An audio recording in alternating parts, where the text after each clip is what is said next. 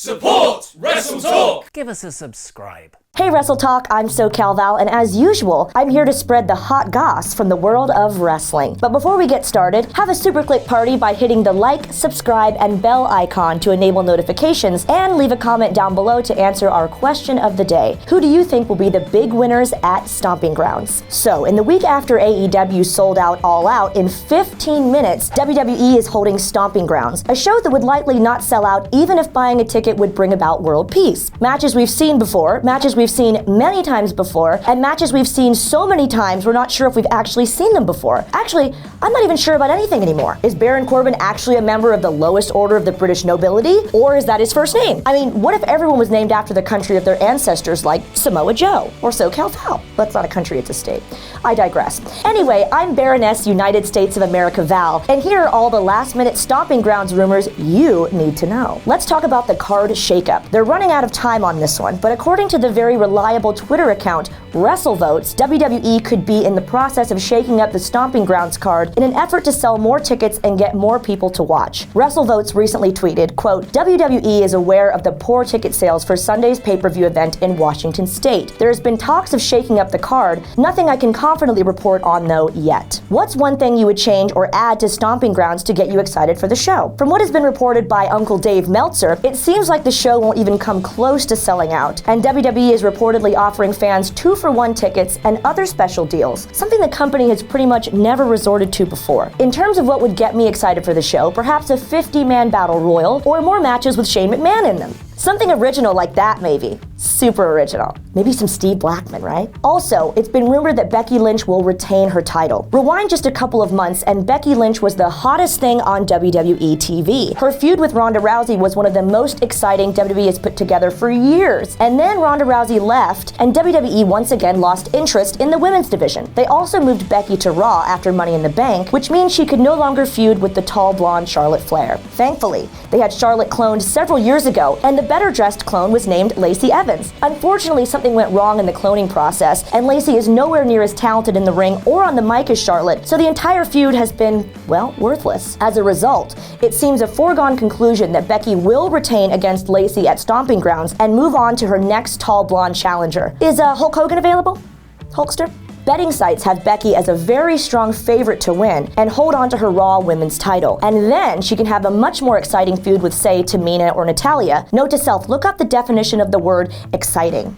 Also rumored, Brock Lesnar will attempt to cash in. My, what a sweaty boulder you are, Mr. Lesnar. Much like a boulder, Brock Lesnar spends the majority of his time on the beach and in Scandinavian forests, which is probably why he's so rarely on WWE television. Makes perfect sense. Lesnar's latest unwanted return came at Money in the Bank, where he interrupted the match and took home the briefcase, despite not even being in the match or even advertised for the show. I think maybe Brock took the script, dripped sweat on the part where the finish was written, and then told everyone it originally said he was supposed to win the briefcase. Since then, we've had a number of failed cash-in attempts from Lesnar, and Seth Rollins has managed to escape as the Universal Champion. But for how much longer will this keep happening before he actually cashes in? Well, it would seem likely that WWE would want to delay a title change of this magnitude until one of their big 4 shows, and as the next one is SummerSlam in August, we've still got plenty of time for failed cash-ins. The last failure was as a result of Paul Heyman falling over and distracting Lesnar, so could Heyman once again cost Brock at Stomping Grounds and cause more issues between the Beast and his advocate? Seth Rollins faces Baron Corbin on Sunday, the exact same match that we had at Super Showdown. So how could we be having the exact same finish?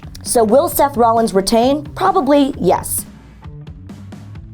Much like he was a firm favorite to defeat Baron Corbin at Super Showdown, Seth Rollins is also very much the favorite to defeat Baron Corbin at Stomping Grounds. While his run as champion hasn't been the most inspiring, he's still been pushed strong, most recently defeating former WWE champion Daniel Bryan on this week's Raw. While Baron Corbin is probably one of the better heels on WWE TV at the moment, there's no question that him becoming champion would kill ratings even further, so even WWE would hopefully think of that before making him their #1 champion. As this is such an unimportant show, show, WWE would generally not change their top champion, especially when the alternative is a bald guy in a waistcoat who looks like a waiter at Fridays. Another question, will Bray Wyatt debut? What a spooky man Bray Wyatt is. He's also the best thing on WWE TV at the moment, with increasingly brilliant Firefly Funhouse segments on Raw each week, building him into a character that WWE desperately needs and one they desperately need to get right. This past week's episode was episode 9 of the advertised 8. Wait a second, no wait, in WWE math, it makes sense. This really felt like it could be the final episode, as he seemed to be doing a roundup of everything he had done so far, which makes me think that it could all come to a close either on next week's Raw, but more likely at Stomping Grounds. If the show is struggling to sell tickets, then WWE will want it to be a good show, so they can say, hey look, you didn't come to our show, but it was really good. And there are a few more memorable things that they could do right now than have Bray debut his new gimmick by destroying someone. It looks like Seth is caught up in a Brock and Baron feud for a while, so maybe have Bray attack Samoa Joe for a meaty mountain of a feud. Giving Bray a title to challenge for straight away legitimizes his character as someone to pay attention to. And if the company continues to give him creative control, wishful thinking, I know, then this could be one of the best single runs in the company's recent history. Or they could just have him hide under the ring with Titus O'Neil and trade stories about being a father. That's sweet. Another rumor, Kofi Kingston to retain. Now, given that Dolph Ziggler is only in the WWE Championship feud because he was happy to go to Saudi Arabia for a big paycheck, it's very unlikely that he's going to win the belt. Betting sites agree with this, as they have Kingston as a very strong favorite to hold on to the belt for a good while longer. Ziggler doesn't need to win, and we don't need to see him win. There are way too many blondes going for main titles anyway, with Alexa, Dolph, and Lacey Evans all challenging for a championship this weekend. Give other hair colors a chance,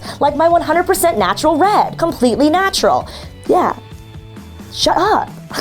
It'll be a great match without doubt, particularly as it takes place in a steel cage, but it's likely that Dolph will take another pin and then fade away and return to the comedy tour that he was on when he pulled back in for the Super Showdown match. With horrifying reports suggesting that Shane McMahon could be the next WWE champion, it would make sense for a babyface to be the one to lose the belt, and as Ziggler is very much a heel, that just wouldn't make sense. Another rumor, will Bayley retain? Are you starting to notice a pattern here? If all the betting sites are to be believed, none of the top 4 singles championships will be changing hands at Stomping Grounds, particularly not the SmackDown Women's Championship, currently held by the most huggable of WWE superstars, Bayley. Bayley. She's huggable. Hug life. Even if you manage to ignore the fact that she's facing Alexa Bliss, a Raw star, for the belt, the whole storyline has been about Bliss and her latest best buddy in the whole wide world, Nikki Cross, keep costing each other matches. This will likely go one of two ways. Either Nikki will cost Alexa and Alexa will turn on Nikki, or Nikki will cost Alexa and then Alexa will get angry, which will cause Nikki to turn on her. Whoa. Friendships are just so hard to maintain these days, especially when one of you is a Scottish lunatic and one of you is a former cheerleader. OMG, I have just had the best idea for a sitcom. Another rumor, no titles will change hands at all, like none. As we've said before, none of the top 4 titles will be dropped, but it doesn't stop there. We've got the United States Championship match between Samoa Joe and Ricochet, but given that Ricochet has had about 30 seconds of build as the #1 contender, it's very unlikely that he will win and send Joe into the abyss. I love Abyss. There's also been an announcement that Tony Nese will defend the Cruiserweight Championship against Akira Tozawa and Drew Gulak. And the SmackDown Tag Team match with Daniel Bryan and Eric Rowan taking on Heavy Machinery. It doesn't look like Finn Balor will defend at all, and the women's tag belts might as well not exist anymore. So that leaves us with no title changes at all, and the whole show may as well have never happened, which I believe is WWE's new slogan. I love it. Now do us a little favor by clicking the thumbs up on this video, give us a subscribe, and click the bell icon to enable notifications so you never ever miss a future episode. Until next time, I'm SoCalVal for WrestleTalk.